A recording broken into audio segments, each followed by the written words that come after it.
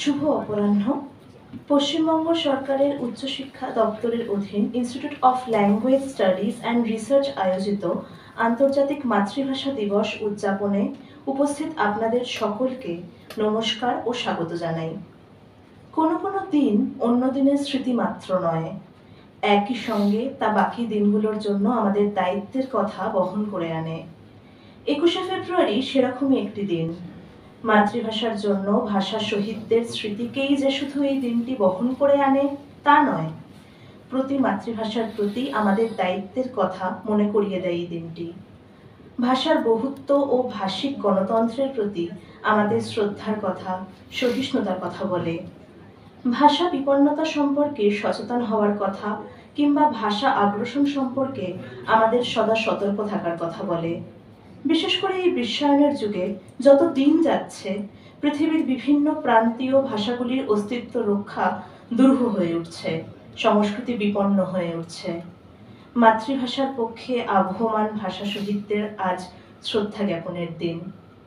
আজ মাতৃভাষা দিবসের এই রজত জয়ন্তী উদযাপনে আমাদের মধ্যে উপস্থিত রয়েছেন আমাদের আমন্ত্রিত বক্তা, বিশিষ্ট দার্শনিক, চিন্তক, লেখক, প্রেসিডেন্সি বিশ্ববিদ্যালয়ের উপাচার্য অধ্যাপক নির্মাল্য নারায়ণ চক্রবর্তী।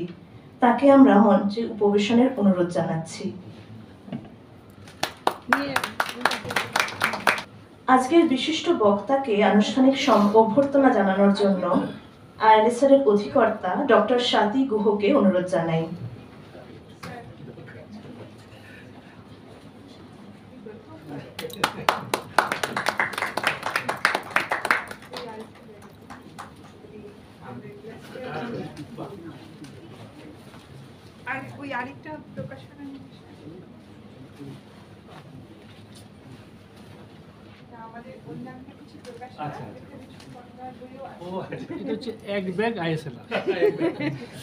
প্রফেসর নির্মাল্য নারায়ণ চক্রবর্তী বর্তমানে প্রেসিডেন্সি বিশ্ববিদ্যালয়ের উপাচার্য। এর আগে প্রায় 2 দশক ধরে তিনি রবীন্দ্র ভারতী বিশ্ববিদ্যালয়ে দর্শন বিভাগে অধ্যাপনা করেছেন। ভারত সরকারের মানব সম্পদ উন্নয়ন মন্ত্রকের অধীন ইন্ডিয়ান কাউন্সিল অফ ফিলোসফিক্যাল রিসার্চের সম্পাদক হিসেবে কাজ করেছেন। তার গবেষণার বিষয় ষোড়শ থেকে 19 শতকে বাংলার নব্য ন্যায় চর্চা। বর্তমানে তিনি ভর্তৃহরির ভাষা দর্শন এবং বিশ্লেষণাত্মক ঐতিহ্য, ফ্রেজের প্রসঙ্গনীতি, প্রকৃতির অন্তর্নিহিত মূল্য, কিছু ভারতীয় ও পাশ্চাত্য দার্শনিক তত্ত্বের পরীক্ষা, বাক্যের দর্শন এবং অর্থ, ধ্রুপদী ভারতীয় চিন্তাধারার প্রেক্ষাপটে জ্ঞান ও ভাষার সমস্যা নিয়ে কাজ করছেন। বিদ্যাসাগর বিশ্ববিদ্যালয়, যাদবপুর বিশ্ববিদ্যালয়, পুনে বিশ্ববিদ্যালয়, ন্যাপলস বিশ্ববিদ্যালয়, গ্লাসগো বিশ্ববিদ্যালয় ইত্যাদি বিভিন্ন স্বনামধন্য প্রতিষ্ঠানে তিনি বিভিন্ন সময়ে ভিজিটিং ফেলো হিসেবে শিক্ষকতা করেছেন। একাধিক পত্রপত্রিকায় ইংরেজি ও বাংলা ভাষায় তার লেখা প্রবন্ধ প্রকাশিত হয়েছে। তার লেখা ও সম্পাদিত কয়েকটি উল্লেখযোগ্য বই হল বিংশ শতাব্দীতে ভারতীয় দর্শন চিন্তা, পরিবেশ ও নীতিবিদ্যা, স্মরণে মননে ব্রজেন্দ্রনাথ শীল, দর্শনের পথে পূবে ও পশ্চিমে, আ হিস্ট্রি অফ নব্য ন্যায় scholarship in Bengal, language, thought and reality, pursuit of meaning, different aspects of environmental concern ইত্যাদি। আজ তার বক্তব্যের শিরোনাম আমার ভাষা ও ভাষার আমি। অধ্যাপক চক্রবর্তী।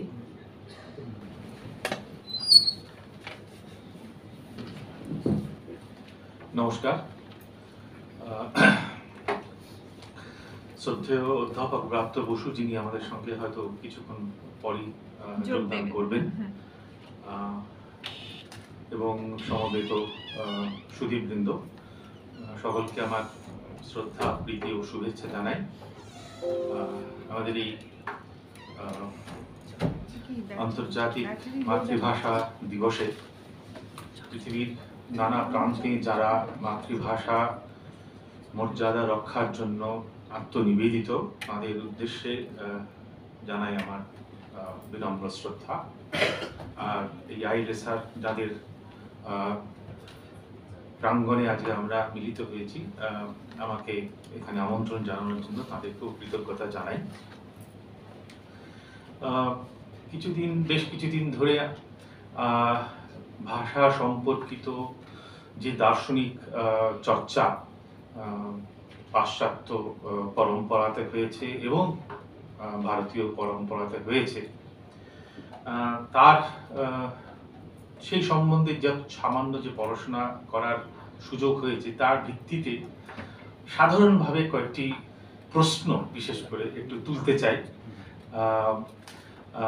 উত্তর কি হবে আর শেষ উত্তর তো আমাদের জানা নেই, কাজেই খানিকটা স্বগত উক্তির মতোই আমি আপনাদের সাথে একটু আলোচনা করব ভাষা সংক্রান্ত।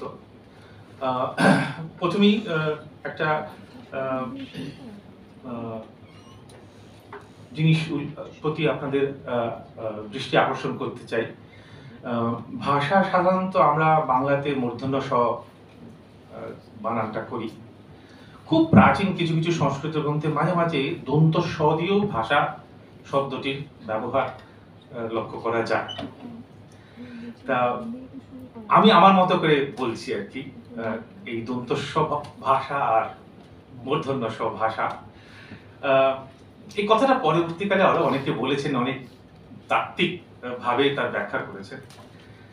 একটা কথা তো খুব পরিষ্কার যে ভাষা ছাড়া, ভাষা ব্যবহার ছাড়া, ভাষা জ্ঞান ছাড়া আমার কাছে জগৎটা অন্ধকার। এটা যে টেবিল, এটা জানি কেন আমি টেবিল শব্দটা ব্যবহার করতে পারি যথোপযুক্ত ভাবে। আমার মধ্যে যদি কোনো ভাষা জ্ঞান না থাকে, কোনো ভাষা জ্ঞান না থাকে, কোনো ভাষা ব্যবহার আমি যদি না জানি, আমার কাছে চেয়ার টেবিল বাড়ি ঘর ঘট পট কিছুই নেই, অন্ধকার। তাহলে ভাষা এক অর্থে জগৎকে আমার কাছে প্রকাশিত করে। এই প্রকাশিত করার জন্যই দন্ত স দিয়ে ভাষা শব্দটা ব্যবহার করা হয়েছে। আমরা বাংলায় সব স একরকম করি, কিন্তু সংস্কৃতে এগুলোর উচ্চারণ একেবারে পৃথক। ভাষা, ভাষাতে মানে ভাসমান, প্রকাশমান, আর ভাষা মূর্ধন্য স। কাজেই ভাষা মূর্ধন্য স সেটা জগৎকে ভাষিত করে, মানে দন্ত স দিয়ে ভাষিত করে আমার কাছে। কাজেই ভাষা মানে আমার মনে হয় এরকম করে সুন্দর করে বলা যায়, মূর্ধন্য স ভাষা থেকে দন্ত স ভাষা। যাই হোক, সাধারণত আমরা যখন একেবারে আমাদের সাধারণ ব্যবহারে, সাধারণ জ্ঞানে যখন আমরা ভাষা নিয়ে কথা বলি, আমাদের মধ্যে এই ধারণাটা খুব প্রচলিত আছে, এবং ধারণাটা এক অর্থে ভুলও নয়। সেটা হচ্ছে যে ভাষা দিয়ে আমি অপরের কাছে আমার চিন্তাটাকে পৌঁছে দিতে চাই। কাজেই ভাষা একটা মাধ্যম, একটা medium. I am sorry, can you follow Bengali? Little bit. Okay. Little bit. No, okay. I'm here to learn and to. Okay, sure. The language that we normally use in the classroom is called Benglish. So I will try to follow that. Okay. No. Sorry about that. No, don't. Okay. তাহলে মানে আমাদের সাধারণ ধারণায় আমরা ভাষাকে একটা মাধ্যম বলে মনে করি, যে মাধ্যমের সাহায্যে আমার মনের মধ্যে যে চিন্তা ভাবনাটা আছে সেটাকে আমি আরেকজনের কাছে পৌঁছে দিতে চাই। So language is basically a kind of medium using which I communicate, I express my thoughts, ideas to the other person. এখন এই যে কথাটা বললাম, দার্শনিকরা তো সবকিছুর মধ্যে ভীষণ সমস্যা খোঁজে। কথাটা বললাম খুব সব স্বাভাবিকভাবে, মনে হলো হ্যাঁ তাই তো, কিন্তু এর পিছনে অনেক অনেক অনেক প্রশ্ন ওঠে। আমি জাস্ট দু একটা প্রশ্নের কথা আপনাদের কাছে একটু বলতে চাই। সেটা হচ্ছে এই যে বললাম যে ভাষার মাধ্যমে আমি আমার মনোগত যে চিন্তাটা আছে সেটা আরেকজনের কাছে পৌঁছে দিচ্ছি। আচ্ছা, এই যে চিন্তা পৌঁছে দিচ্ছি, এক অর্থে হ্যাঁ পৌঁছে দিচ্ছি বটে। ধরুন আমি যদি মনে করি যে ঘাস সবুজ হয়, এই চিন্তাটা আমার মনের মধ্যে আছে, আমি সেই চিন্তাটাকে আরেকজনের কাছে পৌঁছে দিতে চাই ঘাস হয় সবুজ এই বাক্যটা বলে, মানে ভাষার মাধ্যমে এই চিন্তাটা আরেকজনের কাছে পৌঁছে দিতে চাই। এখানেও অনেক প্রশ্ন আছে, কিন্তু সেটাকে যদি আমরা আপাতত সরিয়ে রাখি, আচ্ছা আমার সুখ দুঃখ, আমার আশা আকাঙ্ক্ষা, আশা নৈরাশ্য, সেগুলোকেও অনেক সময় আমরা ভাষার মাধ্যমেই তো আরেকজনকে পৌঁছে দিতে চাই। আমার বন্ধুকে আমি বলি যে আজকে আমার একটা খুব খারাপ অভিজ্ঞতা হয়েছে, খুব খারাপ লাগছে, অপমানিত হয়েছি। বা অনেক সময় বন্ধুকে বলি যে আজকে আমার খুব ভালো একটা অভিজ্ঞতা হয়েছে, আমি খুব খুশি। প্রশ্ন হচ্ছে, আমি যখন বলি যে আমি খুব খুশি, আমার বন্ধুকে বললাম, বন্ধু এটা কি মানে করলো? মানে খুশি হওয়াটা তো আমার, সেটা তো আমার একান্ত আমার একটা মনের একটা অবস্থা, একটা অনুভূতি। সে অনুভূতিটা তো আমি কখনোই আরেকজনের মধ্যে উৎপন্ন করতে পারবো না। আপনার কাছে যে বাক্য উচ্চারণের ফলে যে অনুভূতিটা হবে সেটা তো আপনার অনুভূতি, আপনার আমার খুশি হওয়া সম্পর্কে একটা অনুভূতি, সেটা আপনার। আর আমি যখন বলছি আমি খুশি, সেটা তো আমার। আদৌ কি আমরা ভাষার মাধ্যমে, শব্দ ব্যবহারের মাধ্যমে আমাদের এই অনুভূতিগুলো, এই সুখ দুঃখ ইত্যাদি ইত্যাদি, যেগুলোকে আমরা এক কথায় অনেক সময় বলি আবেগ, সেই আবেগকে কি আমরা পৌঁছে দিতে পারি আদৌ? এই নিয়ে অনেক অনেক, এই বিশেষ করে আবেগ সংক্রান্ত যে শব্দগুলো আছে, সেই শব্দগুলো নিয়ে, শব্দ ব্যবহার নিয়ে অনেক অনেক প্রশ্ন ওঠে। আরো বড় প্রশ্ন ওঠে যে আমাদের অনেক আবেগ সমাজের দ্বারা নির্ধারিত হয়। কাজে আমাদের মধ্যবিত্ত শিক্ষিত বাঙালি সমাজে আবেগের যে রূপ, তাকে আমরা যেভাবে ভাষায় প্রকাশ করি, আরেক সমাজে আরেক ভাষাভাষী ব্যক্তিদের হয়তো আবেগের রূপ অন্যরকম। সেখানে আমি কিভাবে আমার এই সাধারণ কথা যে আমি সুখী বা আমি দুঃখী, কথাটা সেখানে কিভাবে পৌঁছে দেব, বা আদৌ পৌঁছে দেওয়া যায় কিনা, এসব নিয়ে অনেক প্রশ্ন আছে। কিন্তু আপাতত সেগুলো সরিয়ে রেখে আমরা একদম একদম আটপৌরে সাধারণ যে অভিজ্ঞতার কথা বলি, যেখানে আমার চিন্তাটাকে আমি ভাষার মাধ্যমে আরেকজনের কাছে পৌঁছে দিচ্ছি।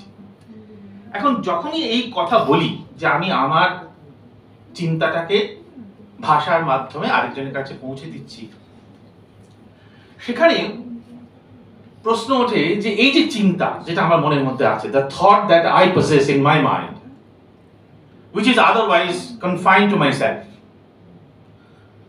সেই চিন্তাটা কিরকম? মানে ভাষা অতিরিক্ত, ভাষা স্বতন্ত্র যে চিন্তাটা আমার মনের মধ্যে আছে, সেই চিন্তাটা কিরকম, তার গঠন কিরকম, তাকে চিনব কিভাবে, তাকে চিহ্নিত করব কিভাবে, তার নির্দেশ করব কিভাবে? এই প্রশ্নের উত্তর দিতে গিয়ে কেউ কেউ বলেছেন যে না, ঠিক ভাষার যেমন একটা গঠন আছে, তার একটা সিনট্যাক্স আছে, তার একটা সেমান্টিক্স আছে, তার একটা গ্রামার আছে, তার কিছু বৈশিষ্ট্য আছে, ঠিক আমার মনের মধ্যে যে চিন্তাগুলো আছে, থটস গুলো আছে, সেগুলোরও ঠিক সেই রকমই একটা গঠন আছে। পোশাকি ভাষায় একে বলা হয় ল্যাঙ্গুয়েজ অফ থট হাইপোথেসিস।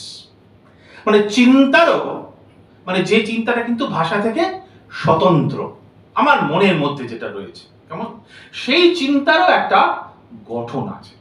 ঠিক ঘাস হয় সবুজ, এই বাংলায় যখন আমি এই বাক্যটা বললাম, এখানে ঘাস, সবুজ এবং ঘাসের সবুজ হওয়া, এইগুলোর মধ্যে তো একটা সিনট্যাকটিক, যাকে আমরা বলি, মানে আমি কঠিন বাংলা বলতে চাইছি না, সেটা আরো ইংরেজি থেকেও কঠিন হয়ে যাবে, একটা সিনট্যাকটিক রিলেশন তো আছে, এবং সেই সিনট্যাকটিক রিলেশনের ফলে একটা সেমান্টিক্স প্রডিউসড হয়, যেটা যে অর্থটা আমার শ্রোতা বুঝতে পারে আমি যখন বলি ঘাস হয় সবুজ। কেউ কেউ বলছেন যে এটা তো ভাষার হলো, আমার মনের মধ্যেও কিন্তু ঘাসের একটা চিন্তা আছে, আমার মনের মধ্যেও কিন্তু সবুজ এর একটা চিন্তা আছে, এবং আমার মনের মধ্যেও ঘাসের সবুজ হওয়া একটা চিন্তা আছে। এবং এই চিন্তাটা কিরকম, ঠিক ভাষার যেরকম কতগুলো ধর্ম আছে, আমার মনের মধ্যে শব্দ অতিরিক্ত ভাষা স্বতন্ত্র যে চিন্তাটা আছে, তার কিন্তু সেরকম গঠন আছে। কিরকম বলছেন যে ঠিক যেমন ঘাস হয় সবুজ, এখানে প্রত্যেকটি শব্দের সঙ্গে আরেকটা শব্দের একটা নির্দিষ্ট সম্বন্ধ আছে, একটা সিনট্যাক্স আছে। ঠিক আমার মনের মধ্যে যে ঘাসের চিন্তাটা আছে, যে সবুজের চিন্তাটা আছে, যে ঘাসের সবুজ হওয়ার চিন্তাটা আছে, তার মধ্যেও কিন্তু সেই রকমের একটা সিনট্যাকটিক স্ট্রাকচার আছে। আর কি আছে? আমরা যেমন স্বল্প সংখ্যক কিছু শব্দ বুঝে আমরা তার থেকে নতুন নতুন নানা বাক্য তৈরি করতে পারি। আমাদের খুব মানে সাধারণ উদাহরণ সবসময় দেওয়া হয় দর্শন পড়াতে গিয়ে, যে একজন শিশু সে শুনলো যে গরুটাকে বাঁধো, সে শুনলো এবং সে দেখলো যে একটা লোক গরুটাকে এনে খুঁটিতে বাঁধলো। তারপরে সেই শিশুটি আরেকটি বাক্য শুনলো, ঘোড়াটাকে নিয়ে আসো। দেখলো যে একজন ব্যক্তি ঘোড়াটাকে বাড়িতে নিয়ে এলো। তাহলে সে দুটো বাক্য শুনলো, দুটো বাক্যের অর্থ জেনেছে, ঘোড়াটাকে নিয়ে এসো, গরুটিকে বাঁধো। এই জ্ঞানের উপর ভিত্তি করে শিশুটি কিন্তু একটা নতুন বাক্য অলরেডি শিখে ফেললো। সেটা কি? সেটা হচ্ছে গরুটিকে নিয়ে এসো। সে কিন্তু আগে শোনেনি এটা, ঘোড়াটাকে নিয়ে এসে শুনেছে, গরুটাকে বাঁধো শুনেছে। এটাকেই চমস্কি অনেক সময় বলেছেন ক্রিয়েটিভিটি অফ ল্যাঙ্গুয়েজ। আমরা এই আমাদের সৃজনশীলতা, ভাষা ব্যবহারকারী জীব হিসেবে আমাদের সৃজনশীলতা এই যে আমরা স্বল্প সংখ্যক কিছু শব্দ বুঝে, শব্দ ব্যবহার বুঝে, তার উপর ভিত্তি করে আমরা অনেক নতুন নতুন প্রায় অনন্ত সংখ্যক বাক্য আমরা ব্যবহার করতে পারি। যারা বলছেন যে চিন্তারও ঠিক এইরকম একটা গঠন আছে, তারা মনে করেন যে আমার মনের মধ্যে যে চিন্তাগুলো আছে, ঘাস সবুজ, ঘাসে সবুজ হওয়া ইত্যাদি ইত্যাদি, সেখান থেকেও কিন্তু আমি ঠিক ওই স্বল্প সংখ্যক কিছু চিন্তার উপর ভিত্তি করে আমি অনেক নতুন নতুন চিন্তা আমার মনের মধ্যেই আমি গঠন করতে পারি। কাজে এই যারা মনে করেন যে ভাষা অতিরিক্ত, শব্দ ব্যবহার অতিরিক্ত বা স্বতন্ত্রভাবে চিন্তার একটা গঠন আছে, যে চিন্তাটা আমার মনের মধ্যে আছে, মনের মধ্যে আছে কথাটা বলাটাও খুব খুব সমস্যাজনক। মনটা কি, মনের মধ্যে থাকা বলতে কি বোঝায়, এই বিষয়ে অনেক অনেক অনেক প্রশ্ন উঠতে পারে। তারা একদল মানুষ মনে করেন যে তাহলে যদি ভাষাটা মাধ্যম হয় আমার চিন্তা প্রকাশের, তাহলে ভাষার যেরকম একটা গঠন আছে ঠিক অনুরূপ গঠন একটা আমার মনে স্থিত যে চিন্তাগুলো আছে তারও একটা এরকম আছে। এখন এই কথা বললে মানে যে প্রশ্ন সঙ্গে সঙ্গে ওঠে, তাহলে ভাষা অতিরিক্ত, language independent thought exist in me, এটা তো বলা হচ্ছে, এবং ল্যাঙ্গুয়েজ যে স্ট্রাকচার ঠিক তার করেসপন্ডিং থটেরও একটা স্ট্রাকচার আছে, এটা বলা হচ্ছে। এখন প্রশ্নটা উঠছে এইটা, তাহলে সেই যে চিন্তা মানে শব্দ অতিরিক্ত ভাষা স্বতন্ত্র চিন্তা, সেটা এলো করতে আমার মনের মধ্যে, আমার মনের মধ্যে ঘাসের চিন্তাটা এলো কোত্থেকে, আমার মনের মধ্যে সবুজের চিন্তাটা এলো কোত্থেকে? এই প্রশ্নের খুব স্পষ্ট উত্তর কিন্তু যারা এই চিন্তার নিজস্ব ভাষা আছে বলে দাবি করেন তাদের কাছে খুব একটা স্পষ্ট উত্তর আমরা পাইনি। আরেকটা প্রশ্ন এখানে ওঠে যে এই যে বলা হচ্ছে না যে আমার মনের মধ্যে চিন্তাটা আছে, যে চিন্তাটাকে আমি আরেকজনের কাছে পৌঁছে দেওয়ার জন্য ভাষাকে মাধ্যম হিসেবে ব্যবহার করছি, তাহলে language becomes a public medium, language is a space where all of us participate. কিন্তু আমার যে চিন্তা সেখানে কিন্তু আমি ছাড়া আর কারোর কোনো প্রবেশের অধিকার নেই, এরকম কথা তো বলা হচ্ছে। তাহলে এই যে আমি যে শিখলাম চিন্তাটা, যেটা কিনা ভাষা অতিরিক্ত, সেটা শিখলাম কিভাবে? ঘাসের ধারণা আমার মনের মধ্যে এলো কিভাবে? অনেকে বলার চেষ্টা করছেন ঘাসের ধারণা এলো এইভাবেই আমার মনের মধ্যে, যে আমি ছোটবেলায় যখন আমি বড়দের কাছে শুনেছি, আমার যাদের কাছ থেকে আমি যাদের সঙ্গে কাটিয়েছি, তারা ঘাস শব্দটা কিভাবে ব্যবহার করেছে, কোথায় কোথায় কিভাবে ব্যবহার করেছে, সেটা আমি পর্যবেক্ষণ করেছি। করে করে দেখবেন একটা শিশু যেভাবে ভাষা শেখে, হ্যাঁ, যখন আমরা একটা শিশুকে শেখাই কোনো শব্দ ব্যবহার, তখন আমরা অনেক সময় বলি না, মানে যেটা আমরা বলি অস্টেন্সিভলি, আমরা দেখি বলি দেখো এইটা হচ্ছে, এটাকে বলে বটল। হ্যাঁ, এটা বলার মধ্যে অনেক সমস্যা আছে, মানে এটা বটল বলতে কি বোঝায় এই নিয়েও অনেক অনেক অনেক প্রশ্ন দার্শনিকরা তুলেছেন। যাই হোক, কিন্তু সাদামাটা ভাষায় আমরা বলতে পারি যে আমরা বড়দের কাছে থেকেছি, বড়দের যে ভাষা ব্যবহার সেটাকে নানাভাবে পর্যবেক্ষণ করেছি, করে করে করে করে কখনো ভুল করেছি। একটা শিশু যখন ভাষা ব্যবহার শেখে অনেক সময় সে ভুলও করে, যখন ভুল করি আমরা শিশু অবস্থায় যখন ভুল করেছি তখন আমাদের যারা গুরুজন তারা আমাদের শিখিয়ে দিয়েছে না না না এটা এই নয়, এটা এইভাবে বলো ইত্যাদি ইত্যাদি। এইভাবে একটা ট্রায়াল অ্যান্ড এরার পদ্ধতির মাধ্যমে আমরা আস্তে আস্তে ভাষা শিখেছি।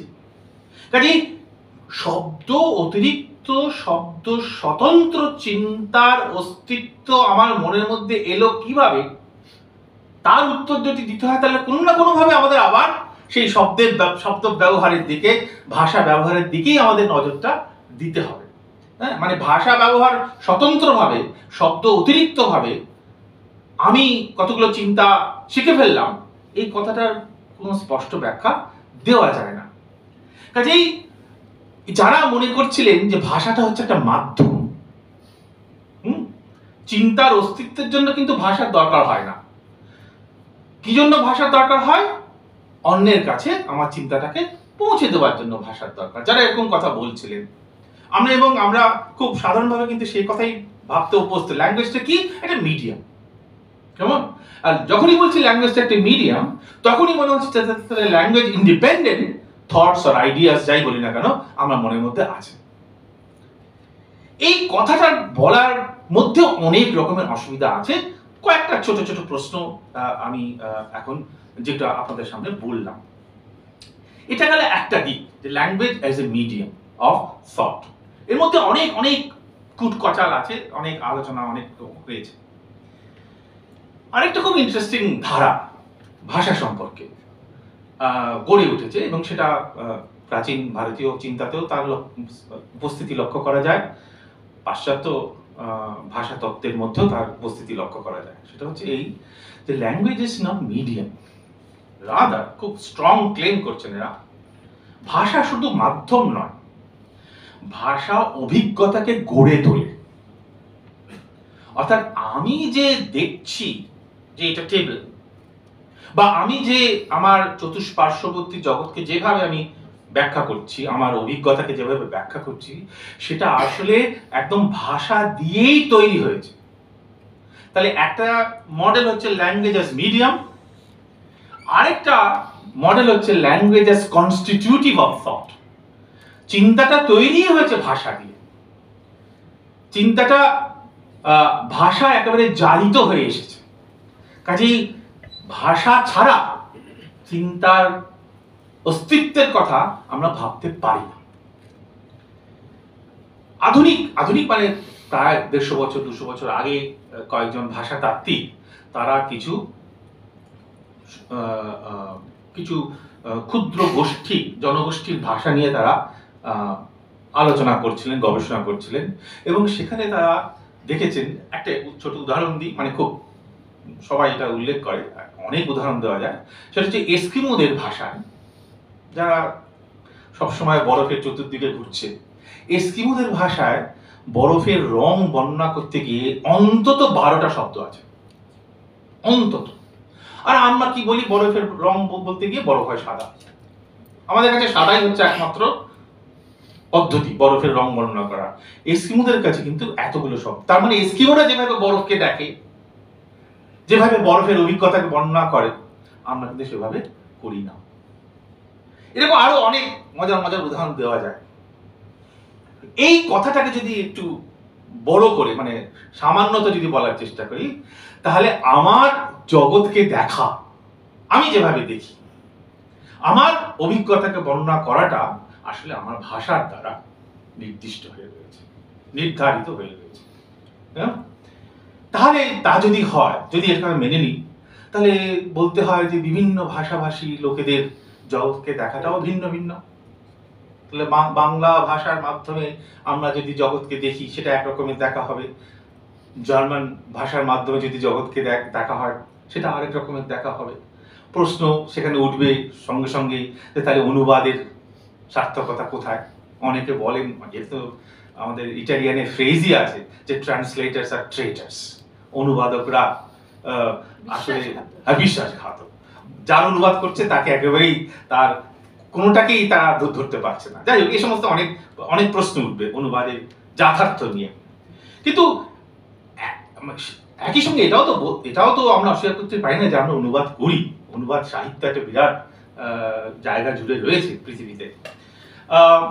কাজেই তাহলে যদি আমার চিন্তা, আমার অভিজ্ঞতা, আমার ধ্যান ধারণা, এমনকি আমার আবেগ সেটা যদি আমার ভাষার রঙে রঙিন হয়, সেটা যদি আমার ভাষায় জারিত হয়ে ওঠে, কতগুলো শব্দ ব্যবহার করা হয়েছে এই সম্পর্ক বোঝাতে গিয়ে, যে বলা হয়েছে আমাদের সমস্ত চিন্তা ভাষার দ্বারা অনুবিদ্ধ হয়ে রয়েছে, ভাষায় অনুশক্ত হয়ে রয়েছে।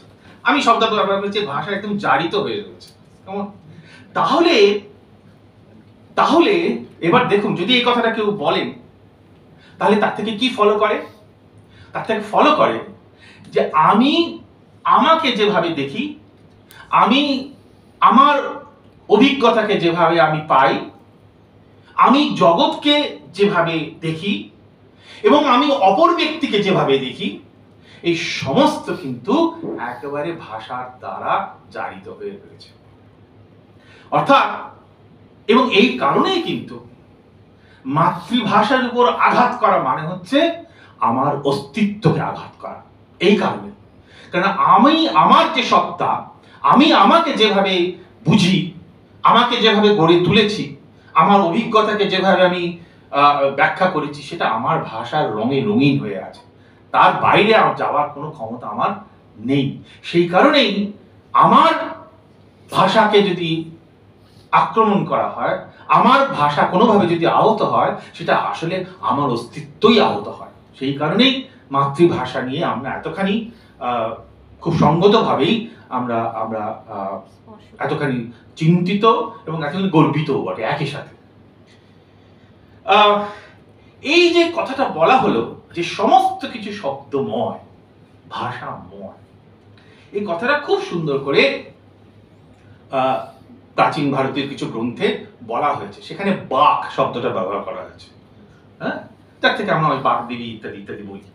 সেখানে বাক একেবারে প্রাচীন কাল, মানে তখনও এইসব দেব দেবীর আরাধনা শুরু হয়নি।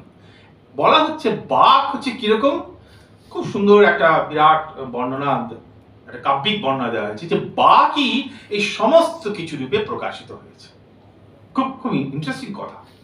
সমস্ত কিছু, মানে দিন রাত্রি, সূর্য, গ্রহ, নক্ষত্র, আমার ঘরপর, বাড়ি ঘর, চেয়ার টেবিল, এই সমস্ত কিছুই হচ্ছে ওই বাক, এক অখণ্ড বাক। তাকে যদি আমরা একটা তত্ত্ব বলি, নীতি বলি, তারই প্রকাশ। পরবর্তীকালে এইটাকেই একটু দার্শনিক তাত্ত্বিক একটা রূপ দিয়ে বলা হয়েছে যে শব্দ তত্ত্ব, এই শব্দটা ব্যবহার করা হয়েছে। শব্দ মানে এখানে ভাষা, শব্দ তত্ত্বই হচ্ছে the ultimate principle, the ultimate, গ্রিকদের ভাষায় বলতে পারি the logos of the world, একদম সমস্ত কিছুর আশ্রয়, সমস্ত কিছুর উৎস। এখন এখানে প্রশ্ন উঠতেই পারে যে তাহলে যদি সেই এক শব্দ তত্ত্বই যদি শেষ পর্যন্ত একটা নীতি, যার দ্বারা আমরা সমস্ত কিছু ব্যাখ্যা করতে পারি, তা যদি হয়, তাহলে এই যে আমরা এত ভাষা ব্যবহার করি, এত বিবিধ ভাষা ব্যবহার করি, এই বিবিধতা, এই বৈচিত্র্যের ব্যাখ্যা দেব কিভাবে? এখানে একটা কথা বলা যেতে পারে, আমি আর কারা কি বলেছেন সেই নামগুলো উল্লেখ করছি না। এখানে অনেকে বলার চেষ্টা করেছেন যে আমাদের যে বিভিন্ন ভাষাগুলো আছে, সেই বিভিন্ন ভাষার গুলোর অনেক রকম ব্যাকরণগত অনেক রকম পার্থক্য আছে, ঠিক, কিন্তু এই সমস্ত পার্থক্যকে সরিয়ে দিয়ে একটা পর্যায়ে একটা সর্বজনীন ব্যাকরণের কথা আমরা বলতে পারি, যাকে বলা হচ্ছে, এদের ভাষায় যারা বলেন, ইউনিভার্সাল স্ট্রাকচার অফ গ্রামার। অর্থাৎ আমাদের এই বিচিত্র বিভিন্ন ভাষার বিভিন্ন যে নিয়ম কানুনগুলো আছে, তার পিছনে কিন্তু একটা সর্বজনীন ব্যাকরণ আছে, যেই ব্যাকরণটাকে তার একটা সুগঠিত রূপ দেওয়াই হচ্ছে ভাষাতাত্ত্বিকের কাজ, এরকম কথা কেউ কেউ বলেছেন। তাহলে দেখুন, এখানেও কিন্তু একটা ওই রেফারেন্স রয়েছে যে এই সমস্ত বৈচিত্র্যের পিছনে কোথাও যেন একটা সিঙ্গল ইউনিটারি প্রিন্সিপল রয়েছে, যার পরিপ্রেক্ষিতে, যার নিরিখে আমরা এই বিবিধ বিচিত্র ভাষার যে গঠন, রূপ, ব্যবহার সেগুলোকে আমরা ব্যাখ্যা করতে পারি। এবং এর সঙ্গে আরেকটা কথাও এরা জড়িয়ে দিয়েছেন, এই যে যাকে বলা হচ্ছে ইউনিভার্সাল গ্রামার, সর্বজনীন ব্যাকরণ, বলছেন এই সর্বজনীন ব্যাকরণের কিন্তু অন্তত গঠনগত জ্ঞানটা আমাদের সহজাত। খুব কন্ট্রোভার্সিয়াল কথা এটা, এটা ইনেট। এটা আমরা কিন্তু আমরা আমাদের ওই দৈনন্দিন অভিজ্ঞতায় শিখেছি এই কথাটা বলতে পারবো না। সেই জন্য অনেকে এই পার্থক্যটা করেন কম্পিটেন্স আর পারফরম্যান্স। হ্যাঁ, আমরা যে যে শব্দ ব্যবহার করছি, যেভাবে শব্দ শিখছি, হ্যাঁ, আমাদের চতুষ্পার্শ্ববর্তী অভিজ্ঞতা থেকে, সেটা আমরা আমরা পারফর্ম করছি। হ্যাঁ, আমরা সেটা ব্যবহার করে সকলের সঙ্গে আমাদের একটা চিন্তার আদান প্রদান হচ্ছে।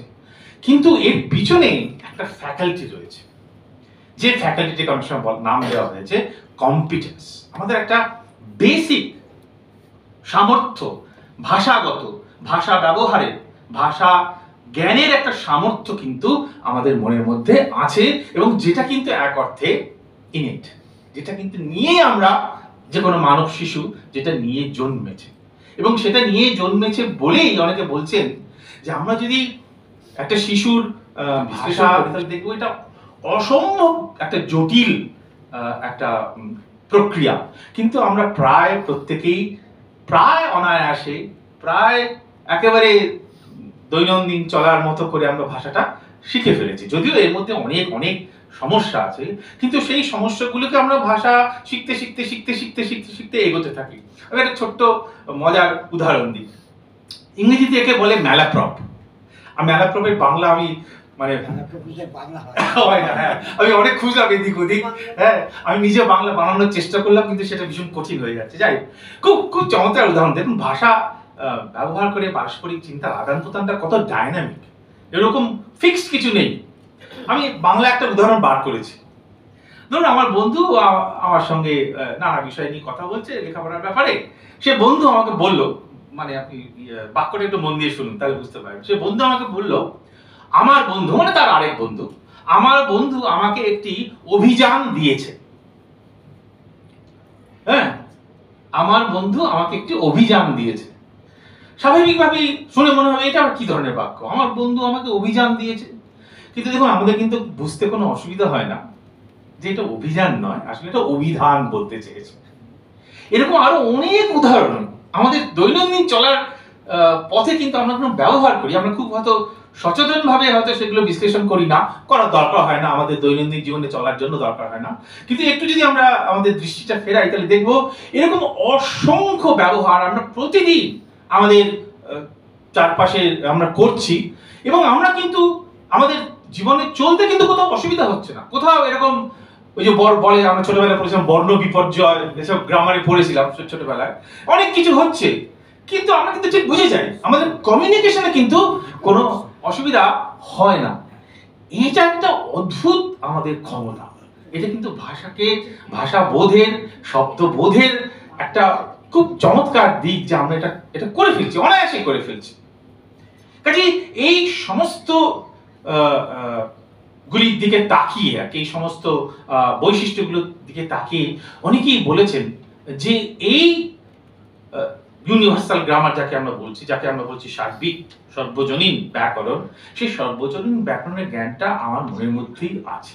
এটা আমরা বাড়ি থেকে শিখিনি, যেটা শিখছি যে সেই সর্বজনীন ব্যাকরণটাকে কাজে লাগিয়ে আমি যে ভাষাভাষী সমাজে আমি বড় হচ্ছি, সেই ভাষার ব্যবহার নানা রকম শিখছি, এবং সেই ভাষার ব্যবহারের মধ্যেও তো কত রকমের কি বলবো নুয়ান্সেস আছে, যেগুলো আমরা আমরা চট করে ধরে ফেলতে পারি।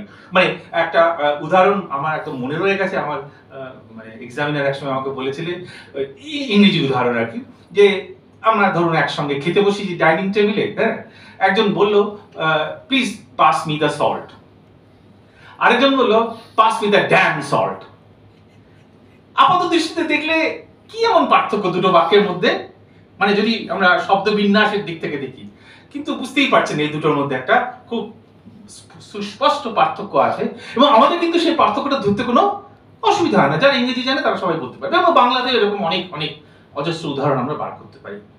কাজেই ভাষা ব্যবহার, ভাষা বোধ এবং ভাষা ব্যবহারের মাধ্যমে পারস্পরিক চিন্তার আদান প্রদান, এটা একটা অসম্ভব রকমের একটা জটিল পদ্ধতি, যেটা প্রায় অনায়াসে আমরা করে ফেলি। খুব একটা যে কনসিয়াস এফর্ট আমরা সবসময় দিই তা নয়, কিন্তু আমরা করে ফেলি। কাজে এটা একটা একটা অদ্ভুত দিক আমাদের ভাষা বোধের, ভাষা ব্যবহারের। এবং সেই কারণেই কেউ কেউ বলার চেষ্টা করছেন যে কোথাও না কোথাও একটা আমাদের সহজাত সামর্থ্য বা ক্ষমতা আছে, না থাকলে আমাদের পক্ষে এটা হয়তো করা সম্ভব হতো না। এখন প্রশ্ন উঠবে, তাহলে সবই যদি শব্দময় হয়, সমস্ত সত্তা যদি শব্দময় হয়, ভাষাময় হয়, তাহলে কি ভাষার বাইরে বেরোনোর কোনো পথ আমাদের নেই? আমরা কি এই নিরন্তর এই ভাষার যে কি বলবো, যে একটা বদ্ধ জগৎ, তার মধ্যেই ঘোরাফেরা করছি? আমাদের তো সাধারণভাবে মনে হয় যে ভাষা ব্যবহার করে আমি অন্য ভাষা অতিরিক্ত অন্য কিছু সম্বন্ধে কথা বলছি। আমি যখন বলি যে টেবিলের রং নীল, আমি তো তখন শুধু ভাষা নিয়ে কথা বলছি না, জগতে যে এই ঘরে যে টেবিলটা আছে সেই টেবিলটা নিয়ে কথা বলছি।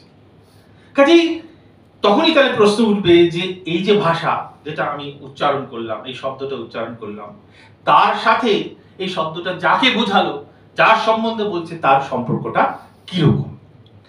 আমি যদি এইটাকে দেখিয়ে বলি যে টেবিল নীল, নিশ্চয়ই আপনারা ভাববেন যে আমি টেবিল শব্দের মানে জানি না, সেই জন্য বলছি এটাকে দেখিয়ে টেবিল নীল। তাহলে এই প্রশ্ন কিন্তু বহুদিন আগে লোকেরা তুলেছিল, বহুদিন আগে, যে শব্দের সাথে যাকে শব্দ বোঝায় তার সম্পর্কটা কিরকম হবে। কেউ কেউ বলেছেন, এটা যেই সময়ের আলোচনার কথা বলছি সেই ভাষার পরিপ্রেক্ষিতে আলোচনাটা গড়ে উঠেছিল, গ্রিক ভাষার পরিপ্রেক্ষিতে। তারা বলছেন যে না, প্রত্যেকটা শব্দের সাথে তার যে অর্থ, তার একটা একদম অবিচ্ছেদ্য সম্পর্ক আছে। মানে শব্দটার স্বরূপটাই এইরকম, শব্দটার গঠনটাই এইরকম যে সেই শব্দটা সেই জিনিসটাকেই বোঝাবে, অন্য কোনো জিনিসকে বোঝাতে পারবে না। বিশেষ করে প্রাচীন যে গ্রিক ভাষা, মানে ওল্ড গ্রিক, যেটা এখনকার গ্রিক নয়, সেই ওল্ড গ্রিকের স্ট্রাকচারটাই এইরকম, অনেকটা সংস্কৃতের মতো।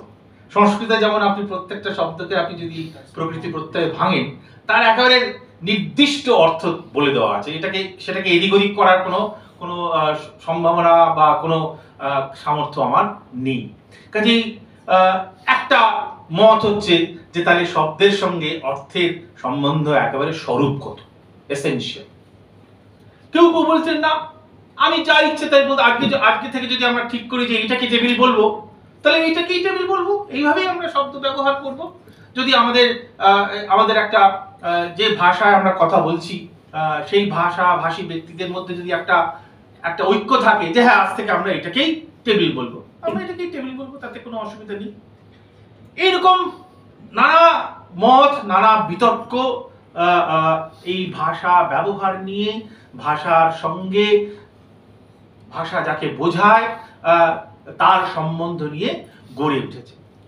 কাজেই শব্দ ব্যবহারের শিক্ষা, শব্দ ব্যবহারের প্রয়োগ এবং শ্রোতা হিসেবে সেই শব্দ ব্যবহারের অর্থকে বোঝা, এগুলোর মধ্যে অনেক অনেক রকমের জটিল সমস্ত দার্শনিক প্রশ্ন জড়িত রয়েছে। একটা প্রশ্ন তাহলে শেষ পর্যন্ত উঠে আসে যে তাহলে কি আমাদের জগৎটা শব্দময় যদি হয়, আমাদের সমগ্র অস্তিত্ব যদি শব্দময় হয়, আমাদের সমগ্র অভিজ্ঞতা যদি শব্দময়, ভাষাময় হয়, এবং অনেকে আবার এই এতদূর পর্যন্ত চলে গেছেন, তারা বলছেন যে এই বোধটা যদি হয় যে সমগ্র আমাদের অস্তিত্ব হচ্ছে শব্দময়, ভাষায় একেবারে অনুষক্ত হয়ে রয়েছে, জারিত হয়ে রয়েছে, এইটাই নাকি পরম তত্ত্ব, এইটাই পরম জ্ঞান, এইটাই শেষ জ্ঞান, এইটা জানলেই এক অর্থে মোক্ষ মুক্তি যাই বলুন না কেন সেটা একটা হয়ে যাবে। কাজেই এবং সেইখানে বলা হয়েছে যে এই জ্ঞান হওয়ার জন্য কি কি জ্ঞান দরকার? ব্যাকরণ শাস্ত্রের জ্ঞান দরকার। এটা কিন্তু খুব একটা ইউনিকলি ইন্ডিয়ান কনসেপশন, যেখানে বলা হচ্ছে যে ব্যাকরণ শাস্ত্রের জ্ঞান। এখানে কিন্তু বলে দেওয়া ভালো যে এই ব্যাকরণ শাস্ত্র ইংরেজিতে যাকে আমরা গ্রামার বলি তার থেকে ভিন্ন প্রকারের। এরা বলছেন যে ব্যাকরণ শাস্ত্রের জ্ঞানটাই হচ্ছে একেবারে মানে সুন্দর করে বলেছেন একেবারে হাইওয়ে, রাজপথ। কিসের রাজপথ? একেবারে আলটিমেট নলেজের রাজপথ। কাজে এতখানি গুরুত্ব শব্দ তত্ত্বের, ভাষা তত্ত্বের উপর দেওয়া হয়েছে, কেমন। এবং অনেক মজার মজার কথা আছে, বলা হচ্ছে যে একটাকে বলা হয়েছে যে যে ব্যাকরণ জানে না তার সাথে তোমার মেয়ের বিয়ে দিও না, এরকম মজার মজার সব কথা বলা আছে। মানে ব্যাকরণের, এবং একটা কথা বলা হয়েছে ব্যাকরণের কাজ, মানে অন্তত এই ধারায়, এই চিন্তাধারায় ব্যাকরণের কাজ হচ্ছে যে প্রতিটি শব্দকে তার যে ইটিমোলজি, সেই ইটিমোলজি ভেঙে অর্থটা বিশ্লেষণ করা। তাহলে বলছে তাহলে কি হবে, এই জ্ঞানটা হলে কি হবে? বলা হচ্ছে একটা শব্দ যদি ভালো করে আমরা জানি, মানে ব্যাকরণ শাস্ত্রের মত অনুযায়ী যদি আমরা জানি এবং সেইভাবে তাকে যদি প্রয়োগ করি, বলা হচ্ছে যে নাকি একেবারে মানে সমস্ত মানে পৃথিবীতে স্বর্গে একেবারে উৎসব পড়ে যাবে, এরকম কথা বলা হচ্ছে। কাজে যথাযথ শব্দ জ্ঞান এবং যথাযথ শব্দ প্রয়োগের উপর এতখানি গুরুত্ব কেউ কেউ দিয়েছেন। এখন একটা প্রশ্ন এখানে যেটা আমার মনে হয় ওঠে, যে সবই যদি এরকম শব্দময় হয়, তাহলে কি আমরা শব্দের জগতের মধ্যেই ঘুরপাক খাচ্ছি? আমরা কি শব্দের বাইরে গিয়ে কোনো কিছুকে বোঝানো, কোনো কিছু সম্বন্ধে কথা বলা, কোনো কিছুকে বর্ণনা করা আমরা কিছুই করছি না? আমরা সবসময় একটা ওই সার্কেলের মধ্যে ঘুরছি। মানে এখানে সুন্দর রবীন্দ্রনাথের ভাষা ও ছন্দ কবিতাতে এই প্রশ্নটা রবীন্দ্রনাথ তুলেছেন, নিজেই তুলেছেন। বলছেন যে মানুষের ভাষাটুকু অর্থ দিয়ে বদ্ধ চারিধারে। দেখুন আমরা যে শব্দগুলো ব্যবহার সবটা একদম অর্থের দ্বারা বদ্ধ, এবং আমাদের যে কোনো শব্দ শুনলে পর প্রথম প্রশ্নটা কি, এটার মানে কি, এটি তো আমাদের প্রশ্ন। মানুষের ভাষাটুকু অর্থ দিয়ে বদ্ধ চারিধারে, অবিরত রাত্রি দিন মানবের প্রয়োজনে প্রাণ তার হয়ে আসে ক্ষীণ। ভাষা মানে একেবারে কি বলবো, বিরক্ত হয়ে গেছে আমাদের ব্যবহারের জন্য। অনবরত আমরা অর্থের প্রকাশ চাইছি, অর্থকে বোঝাতে চাইছি আরেকজনের কাছে, ইত্যাদি ইত্যাদি। কাজেই তাহলে কি যে প্রশ্নটা রবীন্দ্রনাথ তুলেছেন ওইখানে, প্রশ্নটা আমার মনে আছে, তাহলে কি আমরা একটা একটা কি বলবো, একটা নিজের একটা শব্দের জগৎ তৈরি করেছি, একটা মেকশিফট ওয়ার্ল্ড তৈরি করেছি, যার মধ্যেই আমরা ঘুরপাক খাচ্ছি। আমরা মনে হচ্ছে আমি আপনাকে কিছু কথা বললাম, আপনার মনে হচ্ছে আপনি আমাকে কিছু কথা বললেন, কিন্তু সেগুলো হয়তো কোনোটা সবই হয়তো খানিকটা যেন একটা একটা একটা যেন গেম অফ ফেকিং চলছে আমাদের মধ্যে, এরকম কি? এবং ভাষা যেন একেবারে কি বলবো, একেবারে বদ্ধ হয়ে রয়েছে। এখন রবীন্দ্রনাথ তো খুব আশাবাদী চিরদিনই, তিনি শেষে বলছেন যে মানবের জীর্ণ বাক্যে মোর ছন্দ দিবে নবসুর, অর্থের বন্ধন হতে নিয়ে তারে যাবে কিছু দূরে ভাষার স্বাধীন লোকে। এইখানেই আমার মনে হয় ভাষার আরেকটা আঙ্গিক, আরেকটা প্রেক্ষিত উঠে আসে, সেটা হচ্ছে সুরের মাধুর্য, ছন্দের মাধুর্য। এবং রবীন্দ্রনাথ বলার চেষ্টা করছেন এই সুরের খেলাতে, ছন্দের মাধুর্যের মধ্যে দিয়ে ভাষা এই অর্থের বন্ধন থেকে যেন খানিকটা মুক্তি চাইছে। কেমন কিরকম উনি বর্ণনা করে বলছেন যে পক্ষবান অশ্বরাজ সম উদ্দাম সুন্দর গতি, সে আশ্বাসে ভাসে চিত্তমোহ। কাজে আমরা আশা করব, জানি না আমরা আশা হত হব কিনা, আমরা আশা করব যে ভাষার যে দৈনন্দিন আটপৌরে যে ব্যবহার, অর্থের মধ্য দিয়েই তাকে সবসময় দেখা, এটা এই প্রসঙ্গ হঠাৎ মনে হলো বলে বলছি, খানিকটা ওই postmodern thinking of language and its use, তার সঙ্গে এটাকে খানিকটা মেলানো যায়। যেখানে বারবার আমরা বলছি না যে যে কোনো শব্দ যখন ব্যবহার করছি, ভাষা ব্যবহার করছি, তখন যেন ধরতে চাইছি কি বলার চেষ্টা করা হচ্ছে। হয়তো এই প্রবণতাটাই হয়তো কোনো না কোনো ভাবে আমাদেরকে ওই অর্থের বন্ধনের মধ্যে ভাষাকে সীমিত রাখছে। কাজেই হয়তো রবীন্দ্রনাথ কবি হিসেবে তাই ভেবেছেন যে সুরের মাধ্যমে, ছন্দের মাধ্যমে আমরা ভাষাকে এই অর্থের বন্ধন থেকে খানিকটা মুক্তি দিতে